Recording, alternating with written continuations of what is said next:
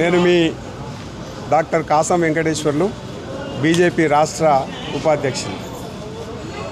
ఇవాళ జరిగినటువంటి సంఘటన చాలా విచారకరం.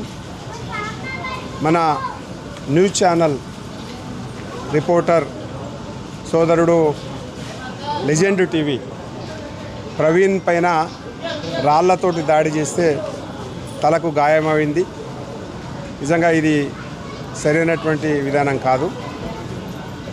స్టోన్ ఫెల్టింగ్ ఏదైతుందో అది ఎక్కడ కూడా జరగొద్దు. దాన్ని ఎవరి మీద వేస్తున్నారో అర్థం కాకుండా ఇవాళ కొంతమంది దుర్మార్గంగా రాళ్ళు వేసిన కారణంగా అతని తలకు గాయమయ్యి హాస్పిటల్లో ఉన్నాడు. ఈ చర్యను తీవ్రంగా ఖండిస్తూ ఉన్నాం.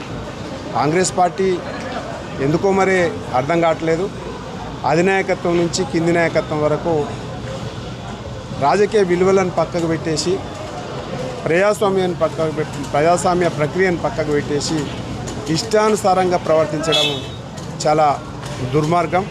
నిన్న రాహుల్ గాంధీ గారు కూడా అసలు విఐపి జోన్లో ఎప్పుడు జరగనగా అబద్ధాలు ఆడుకుంటూ బర్త్డే పార్టీకి పోతున్నామని చెప్పేసి పోతూ అక్కడనే బైఠాయించడం, ప్రైమ్ మినిస్టర్ ఇంటి ముందర బైఠాయించడం ఒక లోక్సభలో ప్రతిపక్ష నాయకి హోదాని చిన్నతనం చేసినట్టుగా మేము భావిస్తూ ఉన్నాం. అక్కడ చేసినటువంటి సంఘటన ఎక్కడ కూడా పార్లమెంటు నడుస్తూ ఉంది. పార్లమెంట్లో ప్రశ్నించవచ్చు, కానీ పార్లమెంట్లో ప్రశ్నించకుండా ఒక రౌడీ లెక్క ప్రవర్తించి మొత్తం ఎక్కడికక్కడ ఢిల్లీని స్తంభింపజేయాలనేటువంటి కుట్ర ఏదైతుందో ఇది సరైన విధానం కాదు. దానికి పోను వాళ్ళే చేసిర్రు. మళ్ళీ ఇక్కడ కాంగ్రెస్ పార్టీ అన్ని స్టేట్లలో ధర్నాలు చేయడం, చలో రాజ్భవన్ లోక్ భవన్ అని చెప్పేసి పిలిపివ్వడం, వైలెన్స్ చేయడం ఏదైతుందో ఇది ఎవడు ఎందుకు చేస్తున్నారో అర్థం కానటువంటి పరిస్థితి. కాంగ్రెస్ పార్టీ రోజు రోజుకు దిగజారిన రాజకీయాలు చేస్తూ ఉంది.